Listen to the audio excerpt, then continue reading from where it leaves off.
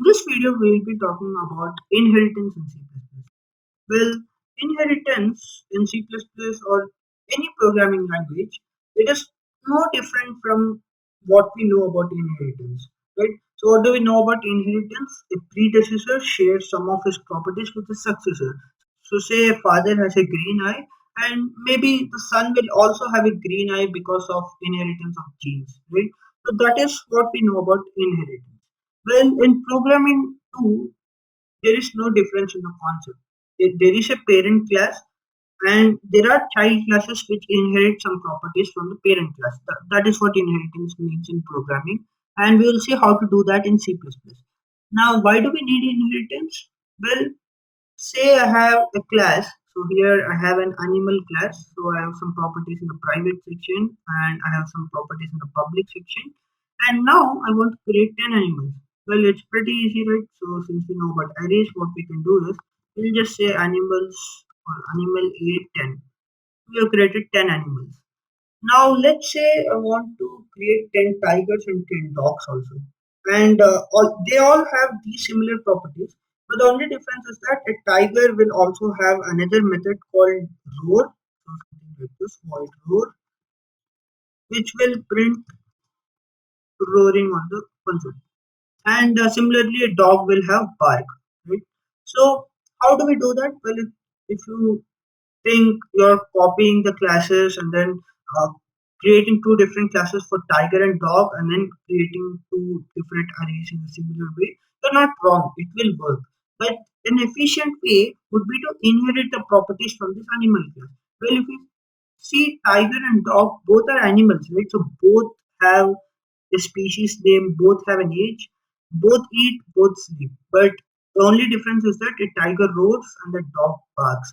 So if you can take advantage of all these properties from one class and add whatever extra features you want to add, then that solves the problem of creating a separate new class, right? So what I mean is, say I have a class tiger, and then I have some method like public void roar, and then this is just going to print out roaring on the console. Now say I want this tiger to have all the properties of an animal. It should have a species name, it should have some age, and then it should eat, it should sleep, and all those things. So you can just copy it down, but an efficient way would be to inherit them. And how do we inherit something? Well, we'll just put a colon over here and then put public animal. And we'll talk about what this means. Right? So for now, this is how we can inherit the properties of an animal. And now if you create a tiger, you will have the properties of the animal as well as the tiger. So I can do t.eat, which is basically defined in this animal class. It is not defined in this tiger class. And I can also do t.roar. That is also valid. And now if I run that, well, string does not name a type. Yeah, that's because I did not use using namespace stdio to go close that. And now here you can see eating and roaring. So eating is from this thing, from the animal class, and roaring is from the tiger class. Well, if you want to create a dog, it is very similar. You can just do class dog and then public animal. And here you can just say public void park, which says barking on the console. Done, right? So now if you run this, well, I did not create a dog object, so you can do that from here. So dog d and d dot eat, d dot bark, because roar is for the tiger, right? So you can say d dot bark, and if you run this, you will get similar results. You will say eating and then barking. So that is the advantage of inheritance. You can take advantage of all the features which are defined in the parent class, or you have something called a base class. There are different names for this. So in some languages it's called super class, and then it's also called as a base class. It's called a parent class, and there are many names. And then this one also has similar names. So this is called a child class, and then this is called an inherited class or something like that. Right? So basically, we'll just stick with parent child because that fits the analogy, and that's how inheritance works in C++. It's that simple.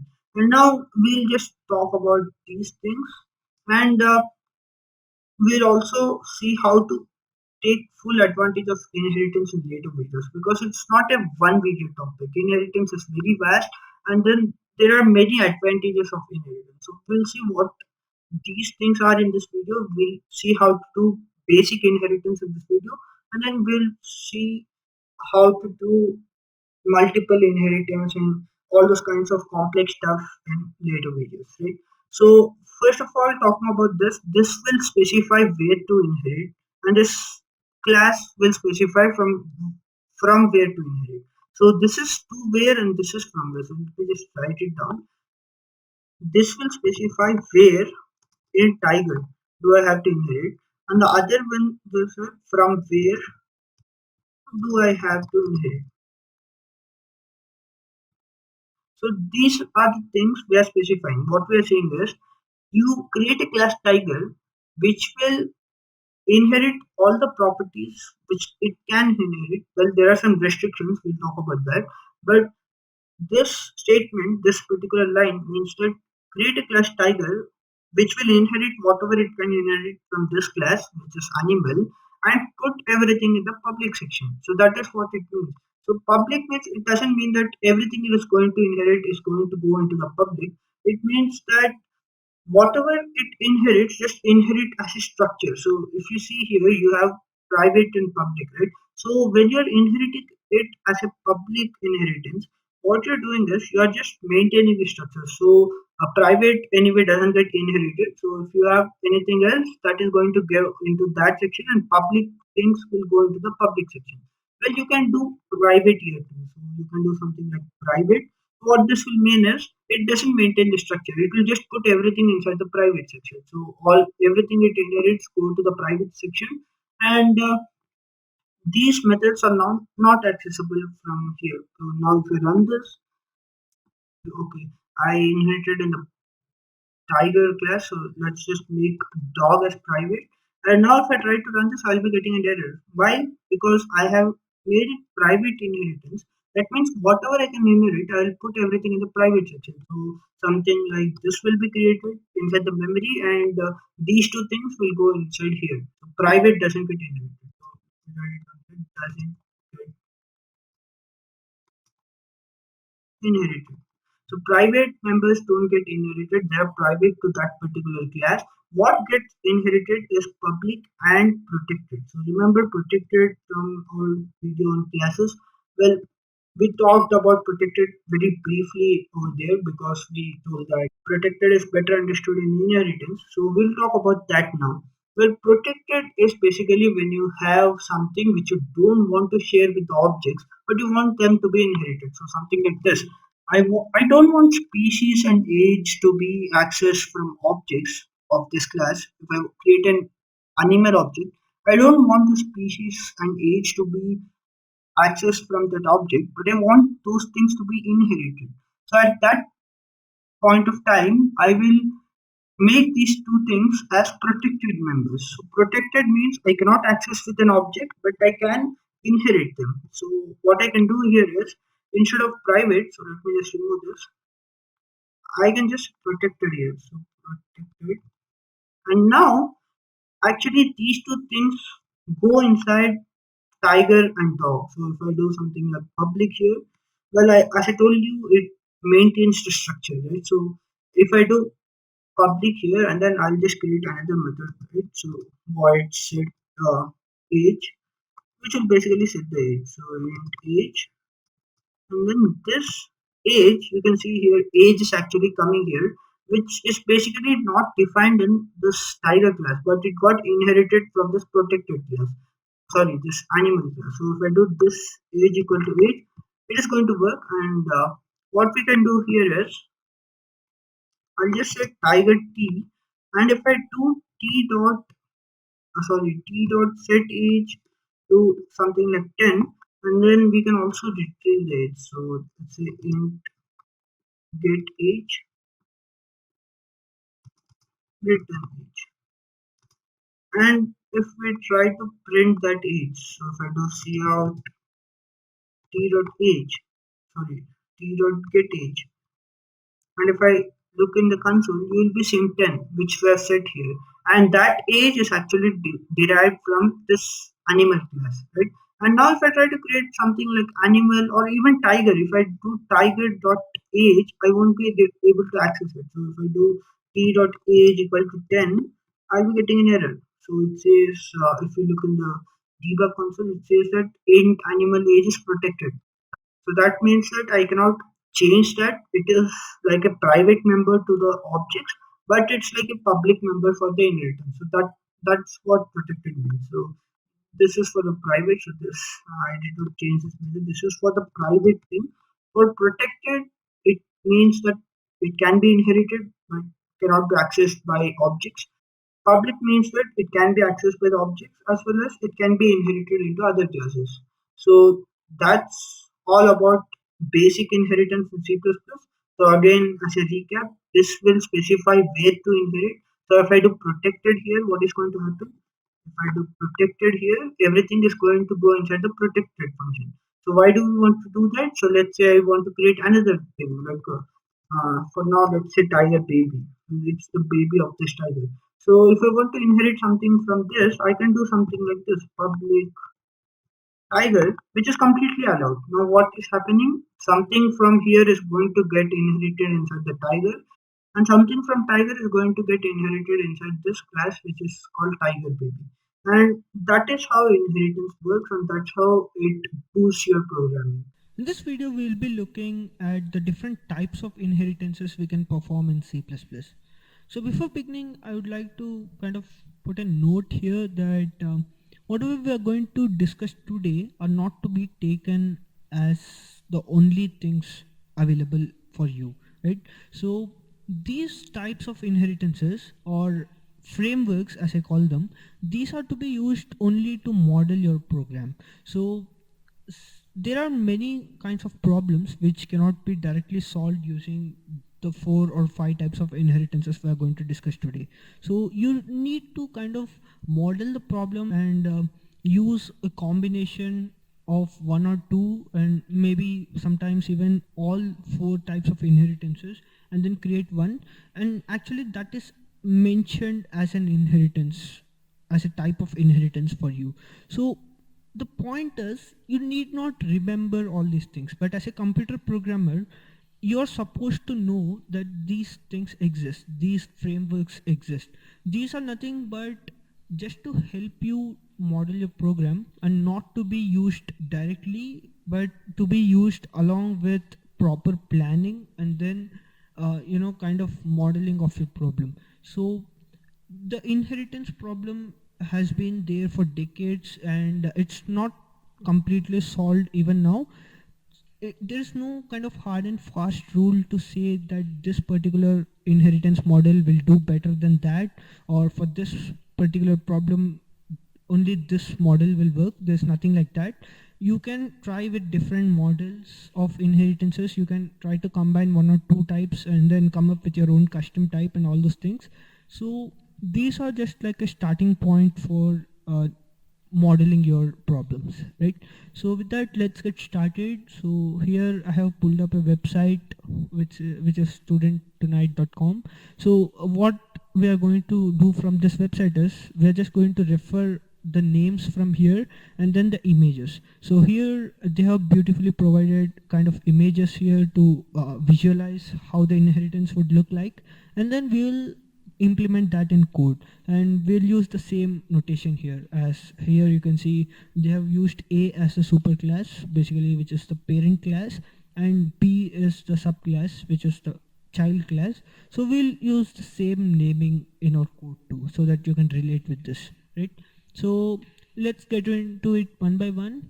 So the first type of inheritance is single inheritance, which I'm sure everybody is familiar by now. So we have been doing this in the past video, which is nothing but you have one single parent and one single child.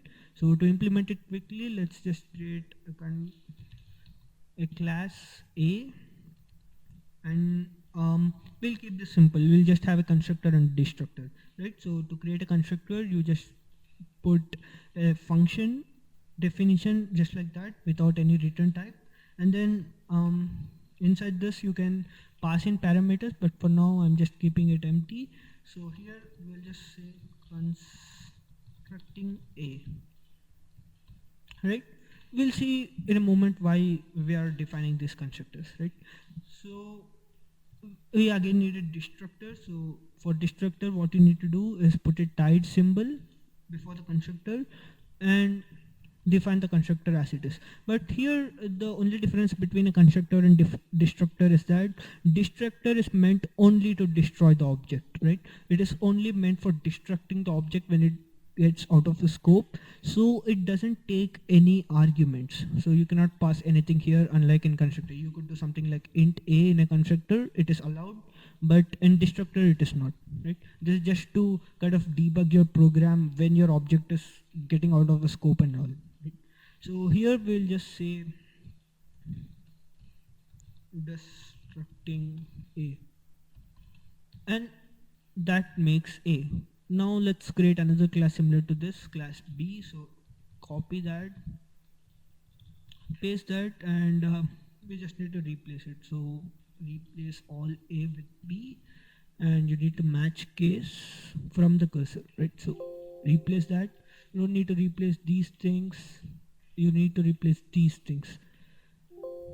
Well, now we have another class ready.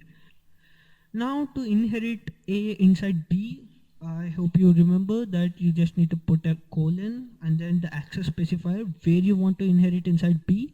We'll keep it public, and you are going to specify which class you are going to inherit from, which is a in our case. So a, right?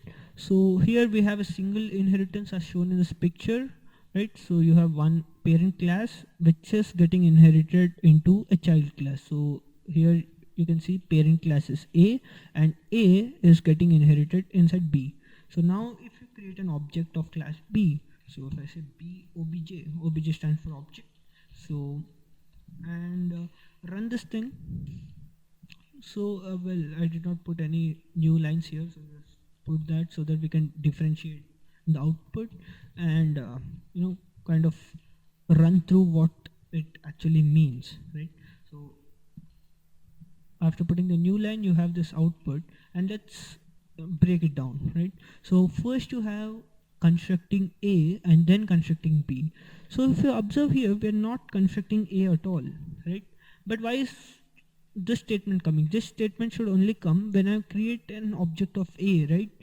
And here I'm again destructing a, which I did not even create. So what is happening here?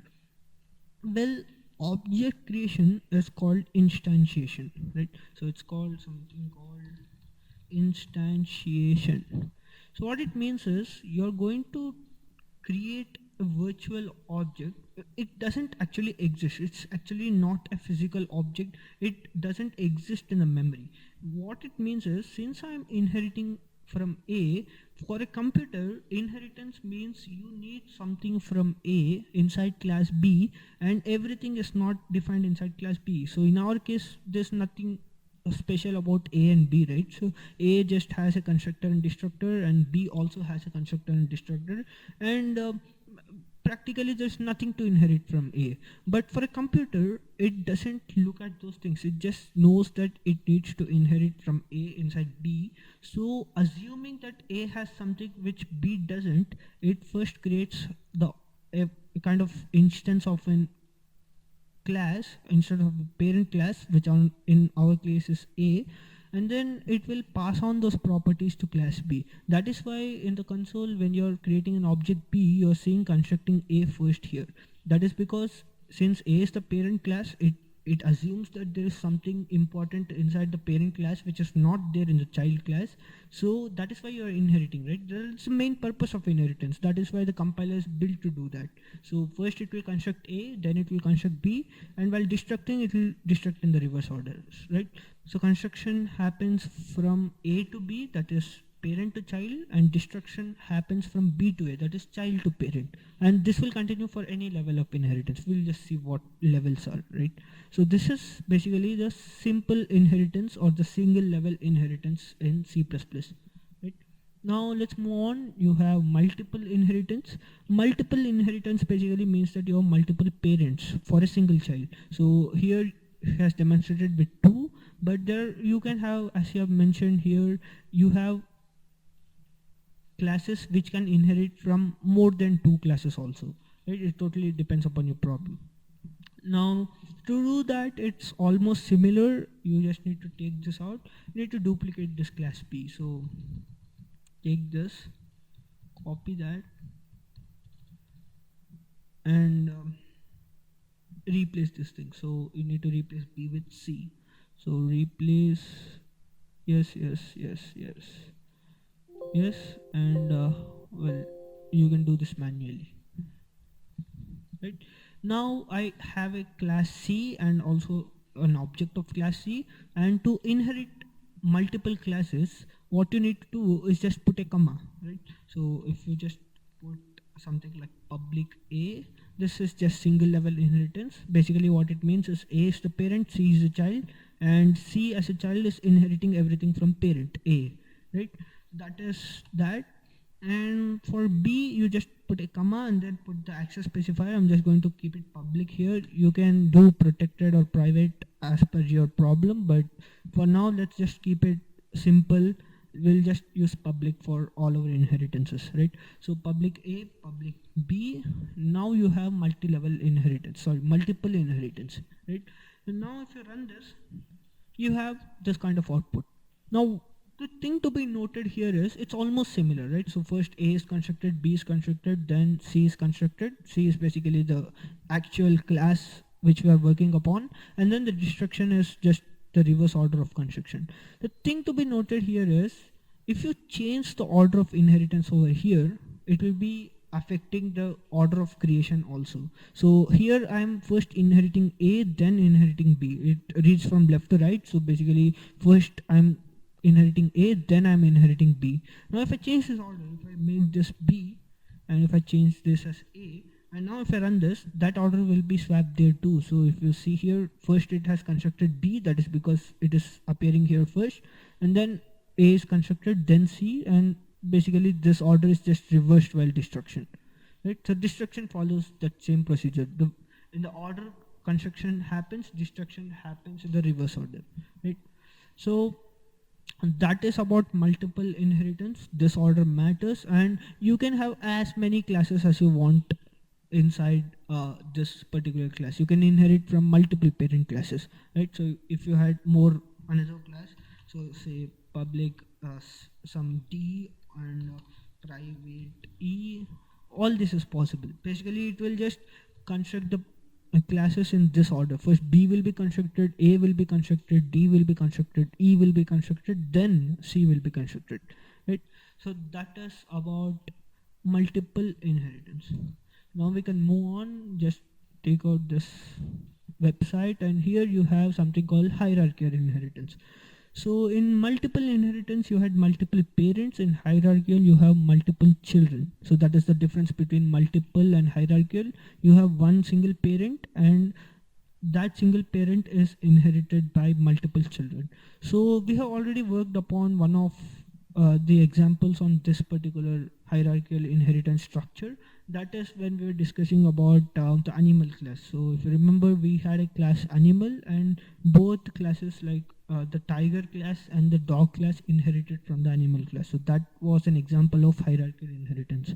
So to do that, here we can just put something like public A and public A. So here you can see that A is the parent class, B and C both are children of A, so both are inheriting A. So this is basically an example of hierarchical inheritance. And it's basically, if you just create an object of C, it's just going to look like simple inheritance or single inheritance, because if you just remove this B from here, what you just have a parent class, and then you have child class which is inheriting from the parent class, which is nothing but an example of single level inheritance.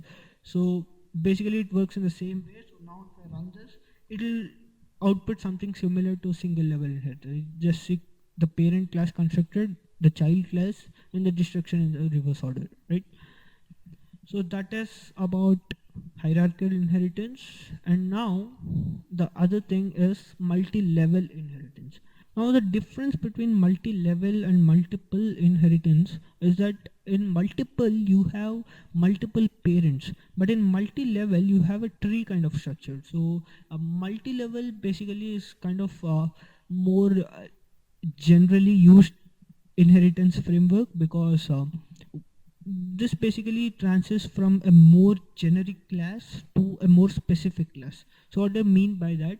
So let's say an example for a generic class could be animal. So animal is more generic. I could mean any animal by just saying animal, right? So if I have class animal and then I want to be somewhat more specific, so I mean I'll just increase my specificity level, and let's say I have a class dog. So now I'm inheriting from animal inside dog. So here, if you see the chart here, you have A, which is animal, and then B could be dog. So now I am inheriting the properties of animal inside class dog.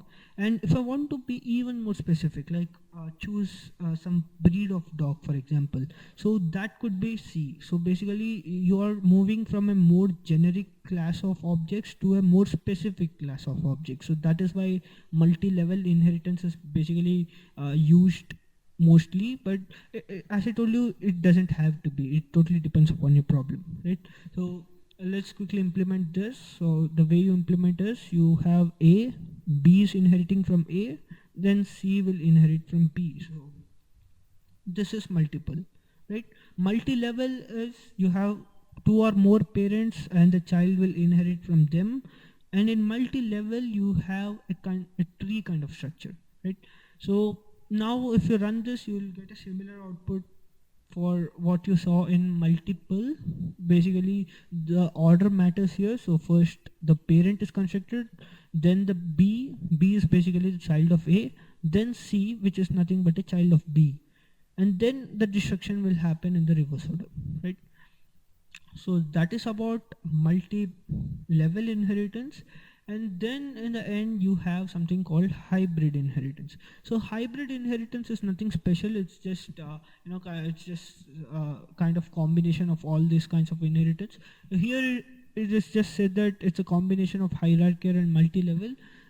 What I'm saying is, it doesn't have to be. So this particular framework, it doesn't have to look so neat. So here you have two classes just directly inheriting from A, and then you have one single class inheriting from B and C also. So it doesn't really have to be in such a clean format.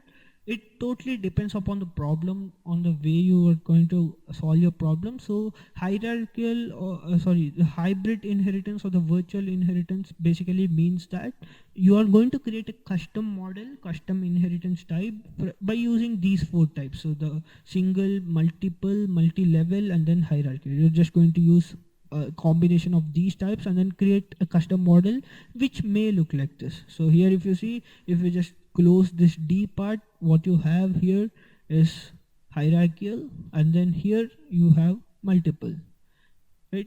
So that is basically the gist of hybrid inheritance. And now in hybrid inheritance, I just remembered by looking at this figure. Actually this figure is an example of a very famous problem called the diamond problem. So it's a very famous problem in inheritance. Basically the structure looks like a diamond, right? So here it is basically not drawn in that way. So if you just open up Paint, and what you have is, you have a parent class. Okay, so A for example, you have multiple inheritances like this. So you have B, and then you have C. So this example is from here, the hierarchical inheritance, right? So okay, we start. Yeah. So this example is from the hierarchical inheritance, where you have a single parent and you have multiple children. Then what I'm going to do is combine these two children to another kind of child, which is D.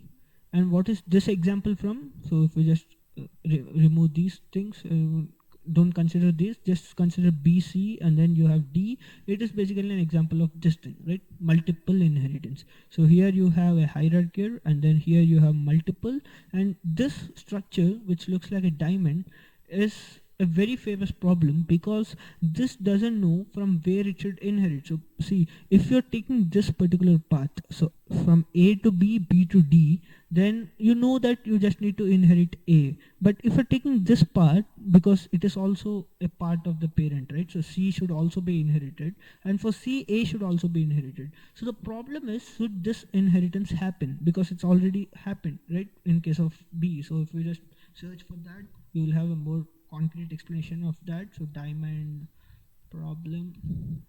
Okay, it's basically, it's not a language dependent problem.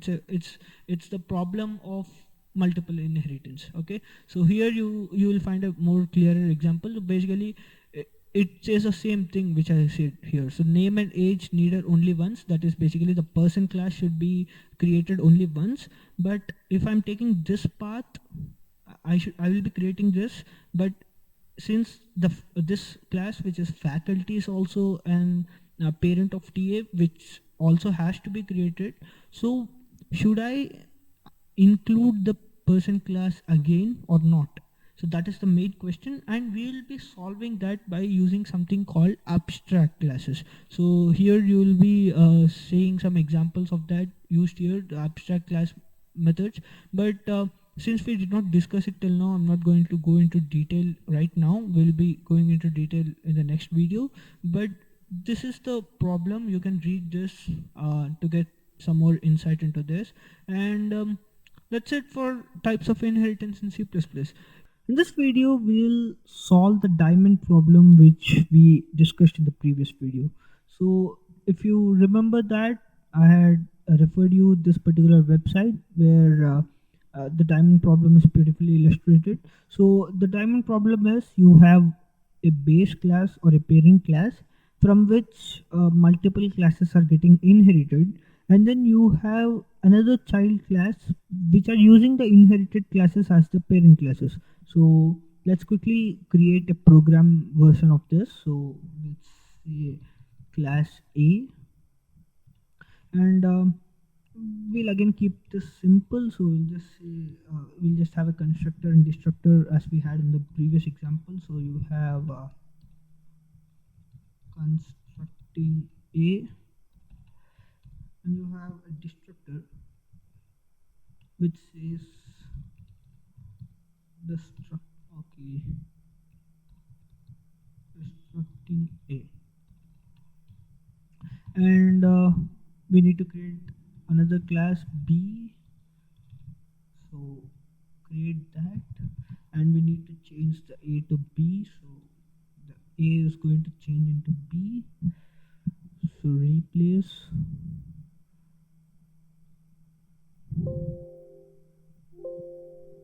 and we again paste that, change the occurrences of A into C now. So replace A with C. So done, and again create another class which is going to be D, right? So because we need 4 classes, right? Let me just quickly show you that picture. So this class is being referred to as A. You have B and C, 2 more classes which are going to be inheriting from A, and then you have another class called C which will inherit from both B and C. Sorry, this class will be called D, which is going to inherit from both B and C. Alright, so this is going to be D, so replace that with D,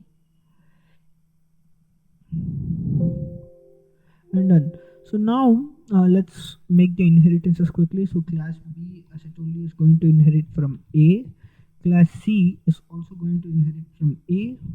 If you remember, this inheritance is nothing but hierarchical inheritance, and now we are going to inherit from both B and C, which is nothing but multiple inheritance. So public B, and public C, right?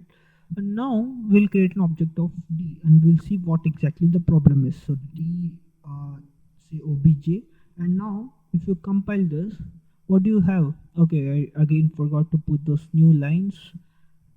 Keep forgetting that. So slash n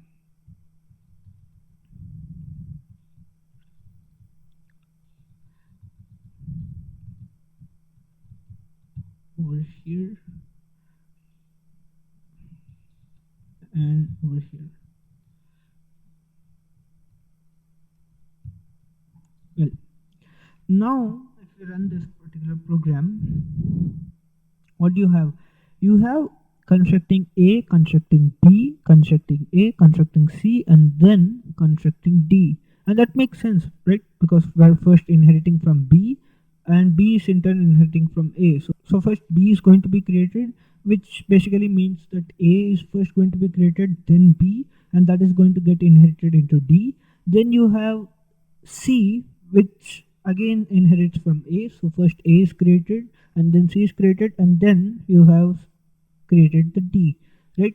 Now the problem is, if I try to touch A, from which path should I go? So I mean, we'll just quickly draw that. So go to the paint here, and we have A.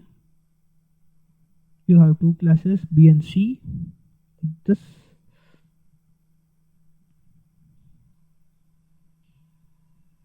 and then you have combination of these two classes, which is basically the class D. So this is D. Now if I create D in this path, or in this path, if I start creating that, I'm again going to create A indefinitely, right? So as you saw in that output, we had created A two times. So here you can see constructing A once and constructing A the second time. So we need to avoid that. Why? Because say I want to access some properties of A, right? And B must have modified the properties of A. We don't know, right? So suppose there's something called X here, some variable, and B, what it did is it made X to 20, and C made X to 30. Just take this as an example. Now at this level it's okay, just forget about the D for a moment. For this level it's okay, they're two separate children and they're doing whatever they want with the inherited properties. Now the problem comes when D has to access X, should it follow this point which is X equal to 20, or should it follow this path which says X equal to 30? What it should do? So to demonstrate that, let's just create a kind of public variable, just name it X, so int X, right, for now. And here well, we don't have to do anything, we can just try to do something like, since it's just public and we are just doing public inheritance, we could do something like obj dot x equal to 10. I could do that, right? This is perfectly normal. Now if I try to run this, I get an error. What does it say? It says request for member X is ambiguous. Why is it ambiguous? That's the same thing I just told. It's ambiguous because it doesn't know what to do. So even if I try to change it over here, or as I explained it in the picture, if I try to change it in one of the inherited classes, if I just change it in one of the inherited classes, so if I just keep it X equal to 30 here and just leave it, then also it's going to be a problem because it doesn't know whether to keep it the same or to change it, right? So this is the main problem, which is called the diamond problem. The thing is, it doesn't know which path to take. Should it change X through B, or should it change X through C, or basically should it change the X over here or not? Should two copies be created of X, which will lead to ambiguity? And well, if you don't create X at all, then there is no ambiguity, right? But again, why are you inheriting? You are inheriting something because you want those properties inside the child, right? If the parent doesn't have anything useful for the child to inherit, there's no point in inheritance at all, right? So this problem has to be solved. And how do you solve that? You solve that using something called virtual inheritance. So what does that do?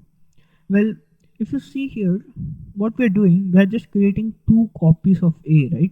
So what virtual inheritance does is, while inheriting into these two classes, I know that these two classes are going to be a parent of some other class. So now my solution to this is, I'll keep this virtual. That is, even if I create multiple copies, they will be pointing to the same object or the same instance which has been created in the memory. So while creating a memory map for D, say I first create A through B. So A has been created once, right? Now if I create it through C, since I already have A will not be created. That is what is the advantage of having virtual inheritances.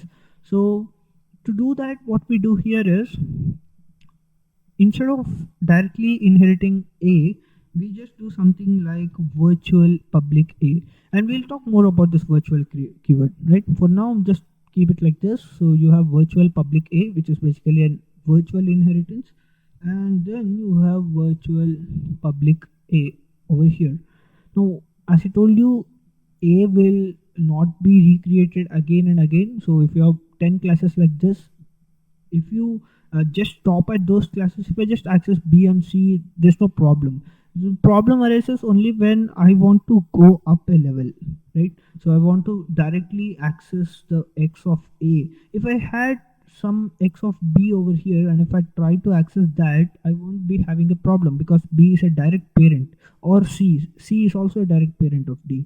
But A is basically one level higher, right? So that is where the problem arises, and this is how you solve the problem. You just virtually inherit those classes. So now if I now run this, you wouldn't be getting an error, and it does run successfully. And here you see A has been created, then B, then without creation of A, it has directly created C. Why is that? That's because while creating C, it already saw that there exists a copy of A. That is why it is not creating A again. If it changes order, first the A class for C will be created, and then B will be created without A. Now if I change this, now if I run this, you can see here AC, and this A is because of this inheritance. And since it's virtual, it knows that there should exist only one copy of this particular instance. That is why while creating B, it will see this statement and then look up that memory map and then find out that A has already been inherited, so it won't inherit A again, and this operation is totally valid. So that's how you solve the diamond problem. And about this virtual classes, this virtual keyword, what it does is, it will take care of the fact that there exists only one particular copy. That is what virtual means. So for something called abstract classes, which we are going to discuss in the next video, the abstract classes are basically a kind of base for creating newer classes. Now the abstract classes are need not be kind of virtual, right? So see, virtual methods or virtual inheritances, these are useful only when you need a single kind of copy of the property. So say I have a constructor A over here, and if I override this constructor over here, just saying, so instead of B, if I just say A, this is also particularly valid, right? So I'm just rewriting that function over here. Now I can access this A through a method which we'll discuss afterwards, right? So we can access the methods of the parent class, methods or variables or anything of the parent class through a method. We do have a possibility for that. Now the point of virtual keyword is, you shouldn't have multiple copies. So basically this is creating multiple copies. So through B, if I'm accessing A, it should be printing constructing B, but through A, if accessing this particular constructor, it should say constructing A. So basically there are two copies of the same function. This is called overloading, and we'll talk about this in the next video also, right? So for this particular issue, virtual keyword is there, which basically means that you can have only one particular copy. You cannot have overloading and all. And so in abstract classes, what you have is, if you need only one feature, one copy of that particular feature, you will make it virtual, so that in the inherited class where you have that virtual function inherited, you need to define that function indefinitely inside that class. So in virtual classes, what you do is you just create a virtual method and then leave that. You don't define that virtual method. So in the inherited class, what you do is you inherit that method and then you need to define that method indefinitely. If you don't define it, you will get an error. All right. So that solves a problem of maintaining multiple properties, and we generally don't actually want multiple properties of the same thing unless in really rare cases, right? So in rare cases, are you going to access the properties of a and b through d? So it's very rare that you're going to access this, but in case you want to access it, this is the solution. You need to make it virtual, right? So that's about the diamond problem. In this video, we'll talk about overloading and overriding in C++. So let me just write it down here. It's overloading and overriding. All right. So let's first talk about functions for a moment, right? So when we learn functions, we told that functions are nothing but a piece of code to be executed separately so that your program can be broken down into a set of functions which will do the work, and then all the results can be integrated together to solve the problem, right? So now let's say you want a function which can do multiple things. That is not possible, right? When we define a function, if we are defining a function, we need to be sure that we pass the same number of arguments or the same kind of arguments to the function to make it work. So let's say I do something like int add, which is going to take in two integers, so int a and int b. And what it will do, it will just return a plus b. Now I can use this function without any problem, and I can even pass integers over here, right? Sorry, I can even pass characters over here, because as you know, characters are nothing but integers behind the scenes. They have their ASCII values, and when you pass a character as an integer, it is considered as the character's ASCII value, right? So basically I can pass integers and characters and floats too, because as you know, because of the typecasting, the floats will be converted to integers and the operation will perform. But what about strings? I cannot add two strings using this function, right? So if I use this function, I can only add two numbers or two characters and get back an integer. I cannot add two strings using this function. It will give me an error, right? So how do we go about solving problems where you want to solve problems using the same function signature? You don't want to write multiple different functions for the same thing, but all the functions are actually similar in nature. That means that these functions can be grouped together. So that's when overloading comes into the picture. So what you do is you keep the signature same, all right? You keep that same, but you can alter the parameters over here and redefine the function. And when you compile the program, the compiler will see the inputs which you are giving, the parameters, and then it will use the suitable function definition for that parameter. All right. So for an example, let's quickly write a small program. So let's write a function to determine whether something, a given input, is a palindrome or not. All right. So if you don't know what a palindrome is nothing but anything which can be read the same way from right to left or left to right. So if you take a word as madam, so madam, if you read it from left to right or right to left, it still remains the same, right? So these kinds of things are called palindromes. It is the same with numbers too. If I do 1001, this is also a palindrome, right? Now our problem is to write a function so that the function can identify palindromes in both strings and numbers. All right. So this is our task. So how do we go about this?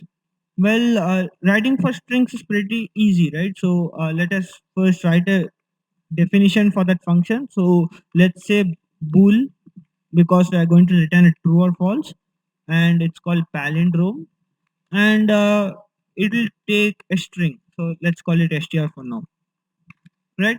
And to compare palindrome, what we need to do is we need to well, if you think about it, the logic is very simple. I will leave it to you to come up with different methods to solve this particular problem, but for now let's go with the simpler methods, right? So what we can do is we can just iterate over the strings and go on comparing the first and last character of the string. And other way to do this is to reverse a string and then compare it. Well, the first way is more efficient, but I want to take this opportunity to show you that string data type has a lots of methods in it, and one of the method is a reverse, right? So basically what we are doing, we are just, when we are comparing whether our input is a palindrome or not, what we are doing is we are checking whether the number or the string, even if it is reversed, reads the same thing or not, right? That is, if it reads the same thing, it's a palindrome. If it doesn't, it is not a palindrome. So to do that, what we can do is this string class or the string data type does have lots of methods with it. So if you check for string reverse in C++, you do have a function to reverse a string, right? So basically you can do it manually as shown here. You can use a for loop, or you even have a function to reverse a string. All right, so once again I'm just searching for that. Yeah, this one. So here if you see, you can directly reverse this using this kind of a method, right?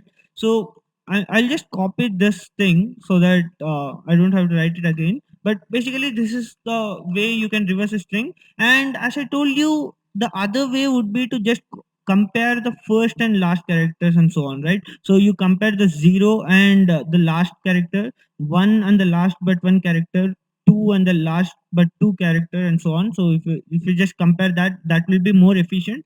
So yeah, so we can just copy this and paste it over here so that we get the reverse of the string. And what I can do is I can just compare whether the string and reverse are equal or not. So if the string is equal to the reverse, then well, I just need to return true, else return false. So let's quickly try some examples here. So see out, let's say palindrome of madam. All right, and yeah, this method won't, I mean, allow you to compare strings with different cases, right? So if I do something like madam, this won't be considered as a palindrome. All right, so I'm not taking that edge case for now, so let's just try to keep this simple. But you're open to try out all the edge cases and then come up with a very efficient algorithm to find out whether a string is a palindrome or not. All right, so this, the purpose of this video is not to explain you how to get a palindrome, but it's basically to explain you overloading or overriding, which we'll do in a moment. All right. So for now, this is our program, and if we run this using Control F9, what does it say? Palindrome is not declared in the scope. Okay, I have written palindrome. So palindrome. So here you get one, right? So one is basically true, and 0 is false, so you know that, right? So now here if I try something else, so let's just try the casing one. So as I told you, this should not be a palindrome compared by this method, right? So we are not comparing cases here. Sorry, we are comparing different cases here. So small m is different from capital M, right? So this will not be a palindrome to the compiler, so it will say it's not a palindrome, so you get a 0 over here, which is false, right? So we have written a string palindrome, but what if I pass in a number over here? So something like 1001. If I run this, I'll be getting an error. It says could not convert this from into a string. So this whole thing is nothing but a string. All right.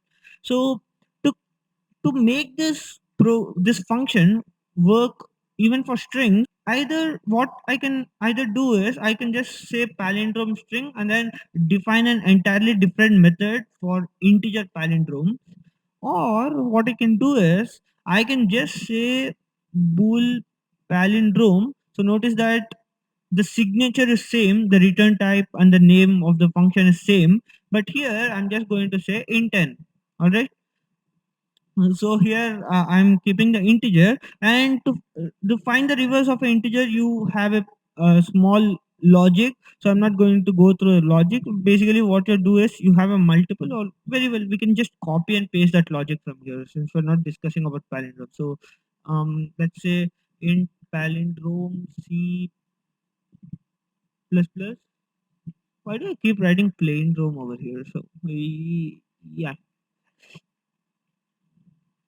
So this is what you do. So basically, the same thing is going on over here. What this program does is it will find the reverse of the number using this logic. So basically, reverse of a number is nothing but you extract every number. Every number is basically the remainder when you divide that number by 10. The R is nothing but the last digit. All right. So n mod 10, as I told you over here, if I do mod 10, it will basically give me the last number. And sorry about that. And here what you're doing is you're just adding that last number by a multiple of 10. So what basically happens is you have 1, and when you store it, what you do is you just store it as 0 into 10 plus 1. So basically you first have sum equal to 0, like this sum or anything, reverse number, anything you can call that. It will be 0, and you what you do is 0 into 10 plus 1, and you put it inside the reverse number. So basically now this has become 1, right? 0 into 10 is 0, plus 1 is 1. Now what you do is you divide this by 10. So 1001 by 10, which is basically 100. So next again you run this loop. So you do this reverse equal to reverse into 10 plus the last digit. So let's call this last digit. So this is what you do every time. All right. So now what you do, 1 into 10, which is 10, plus the last digit is 0. So you get 10 here. So this is how you reverse the number. So let's quickly write that. I thought of copying it, but since I explained it, it's very simple. So int reverse equal to 0. What you have is, while the number exists, well, we cannot directly use the number. So you need to store the number somewhere for later comparison, right? So we'll just say int num equal to n, we'll store a copy of that. And while n, that means while the number is not 0, so as I told you, in C++, the booleans and integers are related, right? So any number except 0 is true, 0 is false. So it will run until n becomes 0. So till then, what to do is we'll say in the last digit equal to the number mod 10. This will give you the last digit. And what you need to do, you need to say reverse equal to the reverse into 10, previous value of reverse into 10 plus the last digit, and the number will become 1/10 of itself. So number equal to number by 10, right? So this is what we'll be doing. And let's just print out the reverse for now. All right. So let's just print out the reverse number so that we're sure that it's working, and we'll just return something. So we'll just return true for now. All right. So now if you see, if I run this program, I did not specify any different name for this, right? So basically, both these functions have the same name, but the parameters are different. So when a compiler will see this, it will see that I'm using an integer, so automatically it will understand that I am calling this function. All right. So if I pass in a string here, it will automatically call this function. But here, since we have overloaded this function, this process is known as overloading, basically. All right. So overloading is nothing but you just take the same function, you don't change any word in that, I mean any signature in that. So the signature remains the same, you cannot change this return type, but you can change the number of variables and the variables nature itself. So I can even add number of variables over here, it doesn't matter. All right. So if I do that, and now if I run this, if I now compile and run this, I'll be getting 1001. That is the reverse number and then the 1. So if you're confused, let me just add a new line over here, and we'll run this again. And here you can see the reverse is 1001, which is what we required. And the true part which came from this statement. All right.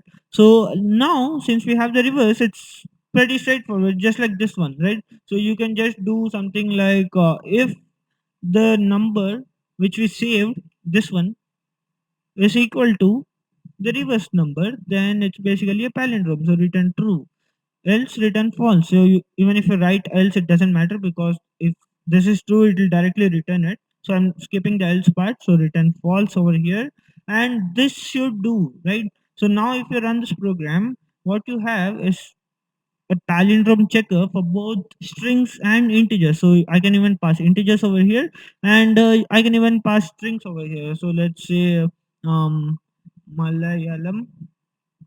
All right. So this is also a palindrome. So let's check whether the spelling is right or not. Yalam. Yeah, perfect. So now if I run this, I'll get one over here. And if I try to run something else, I won't be getting perfect result. So if I do that, and if I run this, I'll be getting zero. Or even if I pass in numbers over here, so if I do that, this one, so this is not a palindrome. If I run this, I'll be getting zero. So yeah, this is the use of overloading. When you have a same function, I mean the same function signature, but you want to use it for different kinds of variables and different number of variables. This is how you can use the same function to achieve what you want, right? So here, the advantage is that we are not maintaining multiple copies of the same function, but what we are essentially doing is we are maintaining multiple signatures of the same function. So this whole thing is called a signature, and the return type and this should not change. All right, so only the parameter list can change. So this one will only be maintained separately, and these two function definitions will be maintained. The advantage is that you don't have to remember or give, informative big names to different functions. So well, I don't have to worry about overriding. If I'm doing something like this is for string, like this palindrome str and palindrome int, if I'm doing something like this, I don't even have to worry about overloading. But basically the whole point of overloading is that you can have a single function doing multiple things. That is the idea of overloading. And when is this useful? It is useful when we are doing inheritance, and at that time this thing is called overriding, right? So basically these two are the same thing. All right, overloading or overriding just mean that you are using the same function with different parameter lists and different definitions. All right, but overriding is used when you're overloading a function in different classes. When you overload a function from a base class inside a child class, that is known as overriding. And if you overload the same function inside the base class itself, that is overloading. So that is the only difference between overloading and overriding, or else both are the same concept. So to demonstrate overriding, you can just use this one. So what I can do is I can say class, say A for now, and this is going to be a public definition so that I can inherit it, and I can just push all these things inside this A, right? And yeah, take care of the indentation over here, and we'll maintain another class B, and inside this, I'll just pass these things again. So public, and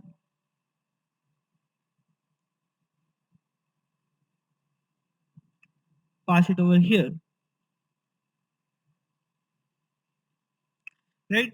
Now, if I do a public inheritance over here, what will happen is, as you know, this palindrome will get inherited inside here, but since I'm doing this, it will get overridden. All right, so this method won't act as a string palindrome checker for class B, but it will act as a integer palindrome checker inside class B. So for a object of class B, if you call object.palindrome, if I do something like let's say obj equal, sorry, b obj, all right, this is a new object of class B, and if I do obj dot palindrome, all right, so if I do this, it will only be valid for an integer palindrome. All right, so if I now do that, you will be getting 0 over here. Of course, it's not a palindrome, but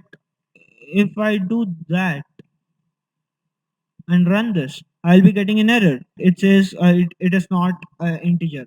So to take care of this issue, there's a method to actually use the functions of the superclass. Superclass is basically the parent class, which I'll talk about in a later video because that is something very important and we will be using that very, very much while using abstract classes. So basically, all this overloading and overriding, all these concepts come into play when we are using abstract classes. Well, this is not limited only to the functions. You can even overload the constructors also if you want to. So that is the scope of overloading and overriding. In the previous video, we discussed about overloading and overriding, and in this video, we'll talk about abstraction. All right. So, first of all, why do we need abstraction, or what is an abstract class basically? Well, abstract classes are nothing but just a normal class with at least one of the methods as a pure virtual function. Now, what does this mean? It means that a pure virtual function is nothing but a function without any definition. It's just a signature. So why do we need an abstract class when we can just create a normal base class and do the inheritance like this? Well, when you have a very big class or very big networks of classes where you're using multiple methods of inheritances and all these things, what happens is you at some point you forget the structure of the class. Like, let's say we take this function as an example. You are using the palindrome function, and these two methods, just let's just suppose that these two methods are not methods of the string, but you have written these methods inside this base class, which is class A. And now while inheriting, you're just overriding the palindrome class.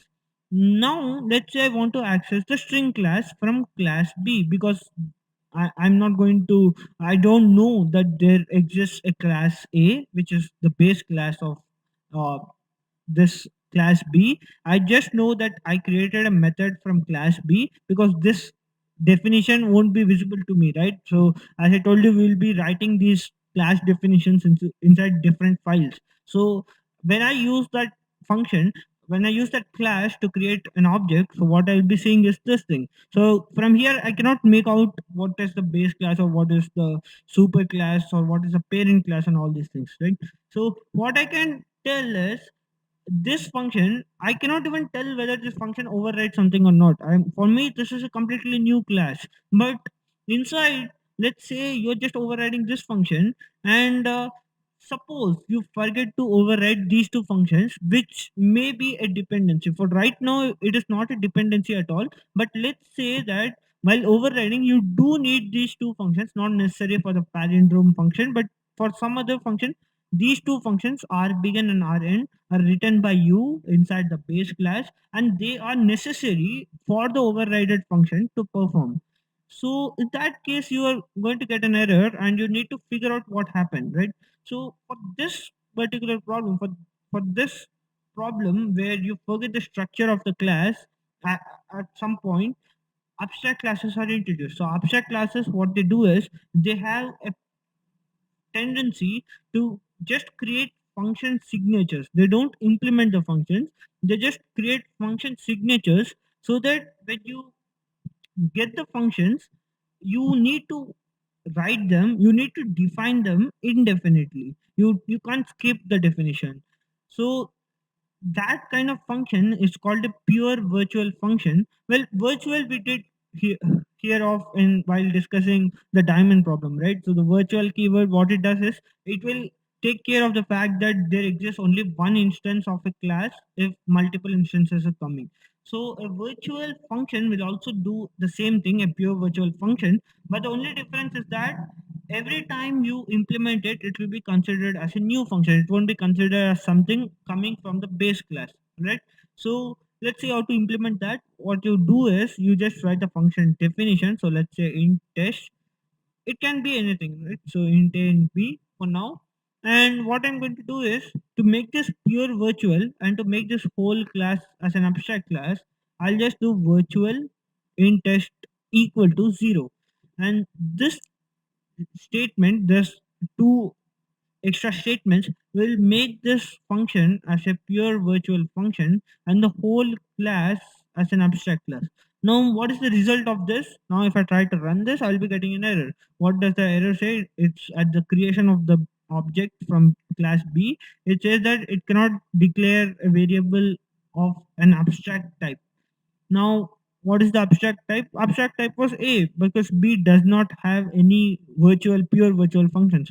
But still, B is considered abstract because this thing is getting inherited directly. So I need to define this. I'm forced to define this function inside class B while I'm shipping this class so that I maintain the structure. Now, let's say palindrome depends on this test, right? So palindrome depends on this test function, and it is very necessary for me to, if I'm overriding this palindrome function inside the child class, it is very much required to override this test function also inside the inherited class or the child class. So in that kind of a situation, you maintain virtual classes, you maintain pure virtual functions, and you maintain abstract classes. And when you inherit, you can just define that function just like that. So it's basically the same definition. You just need to say int a and b. So these things are already there in b, and you can do something like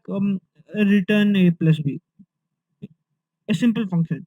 Now, since I've defined this function, I'm not going to get that error. So now if I run this, it will run smoothly and I'm getting one that is from this palindrome check which we performed in the last video. Right? Now, the other thing is that what if we want to access the functions, the defined functions from the superclass, that is the parent class. So now I do have the function for the palindrome check for numbers. Now, if I pass in a string here, it is not supposed to work because string is something which is getting inherited from parent class. So if I do this, I'm not going to get a perfect output. I'm going to get an error. So to solve that, what you can do is to access something from the parent class, you just put the parent name and the scope operator. So this two colons are called a scope operator, and if you combine it with the base class, you will be getting the output run from the function which is inside the base class. Now this will run without an error. Now if I try to run this, I'll be getting one over here. That is because of this one, right? So that's because of this little addition over here, which will make it work for the base classes too. So now if you try to do this for test, so let's say a test, and I do 1 2.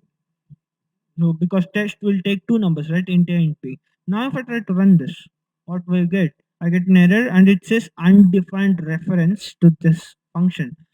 What it means is that this function does not exist in class A. That is because we declared it as a pure virtual function. So once you inherit it, it has to be defined inside the child classes, or else the child classes are also going to be considered as abstract classes. And once you implement that function inside the child class, they can be used just like that. So if I just do object.test, which will basically call this function from class B, which does have a definition for test. If I now try to run this code, I'll be getting the output and it returned 3, which is basically 1 plus 2, right? So that is about abstraction and pure virtual functions. So basically, this whole concept will be used only if required. All right, this is not a day-to-day used concept. The abstraction and pure virtual functions, they are not used generally. They're used very rarely when you have a situation where you need to do something like this, or else a simple inheritance will do the job, or not even inheritance, a very simple class can also do the job for you. So these are highly advanced concepts which you may use or may not use in your whole career, but it is a always a good thing to know that these exist in case you come across a situation where you need to implement something like this. So with that, let's end this video, and in the next video we'll move away from these class object concepts, and we'll do something exciting. We'll learn how to interact with files on our hard drive using the file stream, And with that, we can also explore more about the vastness of object oriented programming paradigm. Well, as I told you, object oriented programming is a paradigm, it's a style. It totally depends upon the problem whether you need to use object oriented programming or not. This is not a part of C++, but this is a part of programming itself.